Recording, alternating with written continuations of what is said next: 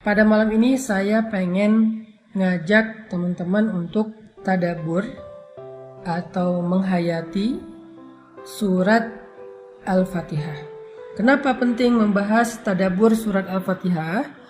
Karena surat Al-Fatihah adalah satu-satunya surat yang wajib kita baca di dalam sholat dan setiap rakaat.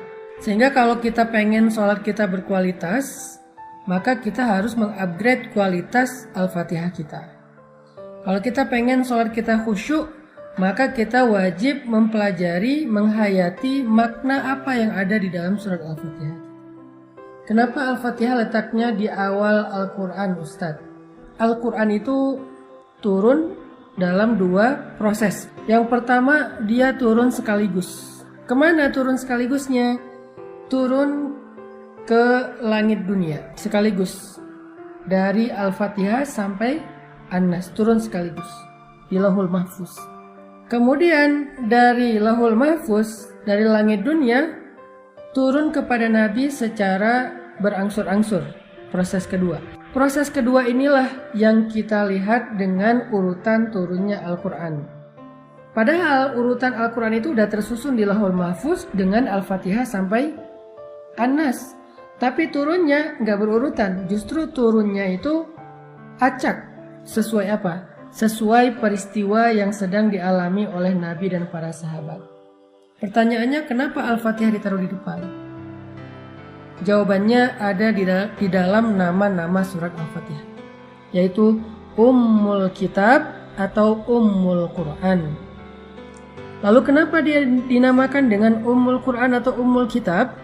Karena seluruh isi Al-Quran, dari mulai Al-Baqarah, Alif Lam Mim sampai An-Nas, Minal Jinnati Wan Nas, seluruh isi Al-Quran itu terangkum, terkandung maknanya di dalam 7 ayat surat Al-Fatihah. Makanya buat teman-teman jangan remeh membaca Al-Fatihah. Jangan sampai kita Al-Fatihah juga belum benar.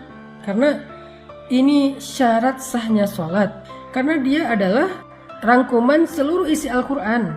Dan sholat itu menghadap Allah. Gak ada yang lebih baik dalam menghadap Allah daripada membaca Al-Quran. Cuman gak mungkin kita baca 30 juz Al-Quran. Allah maha baik, sehingga Allah ringankan kita baca Al-Fatihah.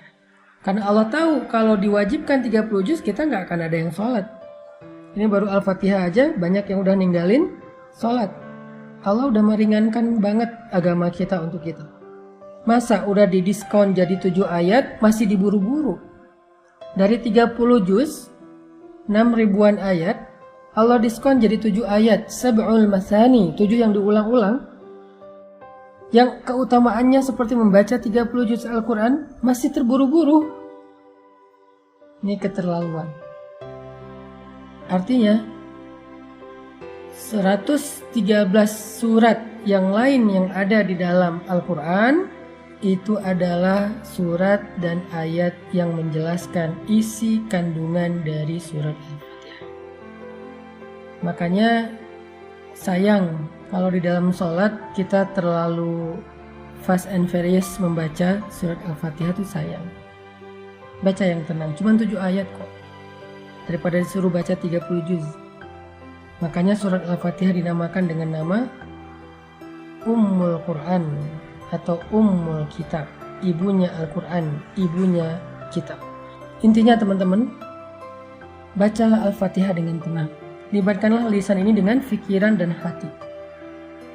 Fikiran mentadabburi pesan-pesan makna di dalam surat Al-Fatihah. Sedangkan hati mencoba untuk menghayati, belajar yakin, belajar iman, belajar takut, belajar khusyuk kepada Allah Subhanahu wa Ta'ala.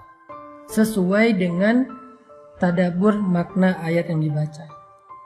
Kalau kita bisa connectingkan antara lisan atau telinga, kalau kita berjamaah mendengarin imam baca, lisan dan telinga dengan fikiran dan hati, maka insya Allah bacaan kita itu sudah disebut dengan haqqut tilawah, bacaan yang sebenar-benarnya. Kalau baru lisan nggak ngerti, maka ini menjadi ibadah, tetapi belum haqqut tilawah. Baru disebut haqqut tilawah kalau relevan dengan 3. Pertama, lisan dan telinga. kedua pikiran, dan yang ketiga hati dan perasaan. Kita fahami maknanya, kita hayati apa maksudnya. Baca perlahan-lahan supaya kita menghayati. Setiap huruf itu masuk ke dalam hati kita. Terangkai satu huruf, dua huruf, satu ayat, dua ayat, satu kata, dua kata, menjadi ayat-ayat yang berkesan di dalam hati. Itulah membaca Al-Quran dengan hati. Sehingga kalau misalnya kita terburu-buru, kita nggak akan sempat merasakannya di dalam hati. Ketika kita membaca Alhamdulillahi Rabbil Alamin, Allah bicara sama kita. Allah bilang, wahai malaikat, lihat hambaku memujiku. Jadi Allah memamerkan atau ngeposting bacaan kita, ini pakai bahasa sosmed ya. Allah ngeposting bacaan kita kepada para malaikat penjaga arsy. Allah pamerkan dan memention nama kita. Hambaku memuji aku, wahai malaikat, lihat. Alhamdulillahi Rabbil Alamin. Allah bilang, hambaku memujiku. Lalu kita bilang lagi, Ar-Rahmanir Rahim.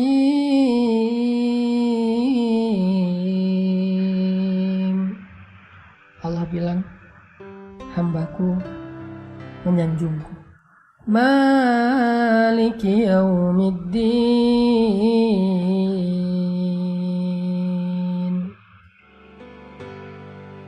Hambaku mengagungkan aku. Iyyaka na'budu wa iyyaka nasta'in.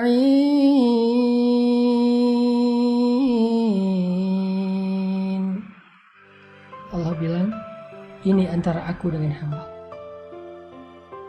Ini perjanjian, akad antara aku dengan hambaku. Ketika dia hanya menyembah aku, ketika dia hanya berlindung kepadaku, maka aku akan perkenankan harapan dan keinginannya. Fadhkuruni adzkurkum. Ingat aku akan ingat engkau. Ini antara aku dengan hambaku, semacam perjanjian. Jadi kalimat iyyaka na'budu wa iyyaka nasta'in itu kita kayak lagi jabat tangan, berjanji, berakad dengan Allah, sehingga Allah pun berjanji, komitmen untuk memberikan hak-hak kita sebagai hamba. Ihdinas siratal mustaqim.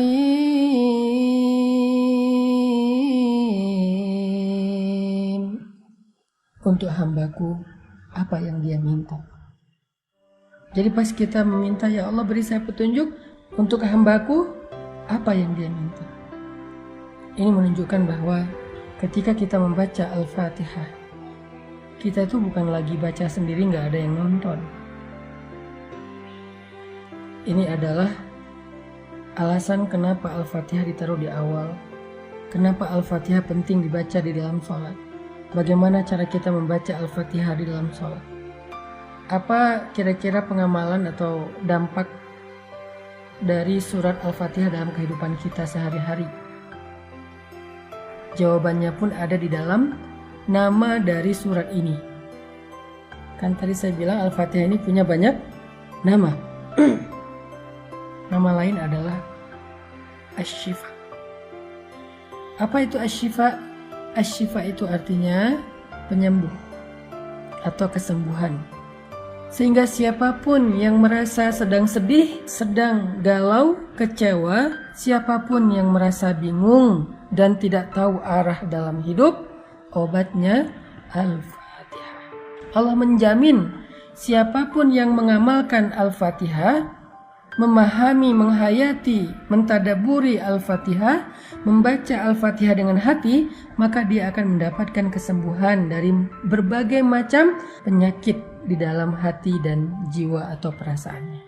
Bukan hanya terhadap penyakit jiwa, termasuk penyakit fisik sekalipun. Karena selain Asy-Syifa, Al-Fatihah juga disebut Ar-Ruqyah.